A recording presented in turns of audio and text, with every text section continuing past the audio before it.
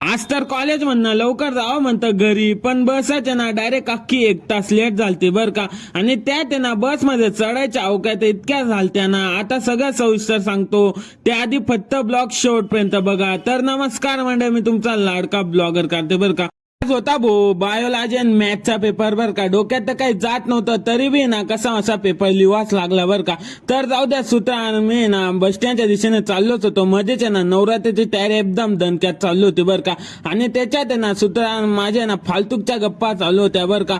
मग ना बस स्टँडवर आलो तर बसचा तर आता पत्ता नव्हतं. पाय तर इतके दुखत होतं म्हणून झाडाखाली ना एकदम मस्त बसेल होतं. आणि तिकडे ना आजोबाची अख्खी गँग आहे ना बसची वाट पाहत होती बर का. पण शेवटी बस आलती, एक सोडून 2 बस चालते, पण दोघी बस मध्ये इतकी गर्दी होते ना. पहिले इकडच्या बस मध्ये गेलो, इकडची बसची रँक पाहून ना दुसऱ्या बस कडे पळत पळत जातच होतो. पण पाहिलं तर ना तिकडच्या बस पेक्षा ना इकडच्या बस मध्ये ना जास्त गर्दी होती बर का. तरी बी ना आपल्याला जावंच लागलं बर.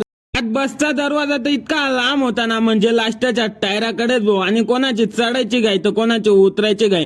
खरंच आहे ना, लोकांमध्ये एवढी धावपळ चालू होती ना. पटापटा आतमध्ये आलो तर पाहिलं तर आहे ना मलाच जागा नव्हती. अख्खा प्रवास आहे ना म्हणजे उभं राहून करणार होतो मालेगाव पर्यंत बर का.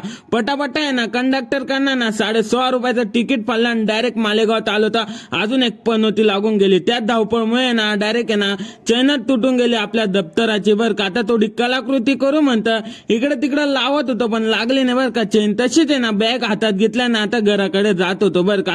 आता तुम्ही बी ना फॉलो करून घ्या, जाता ना आपले डेली ब्लॉग बी पाहता बर का मंडळी.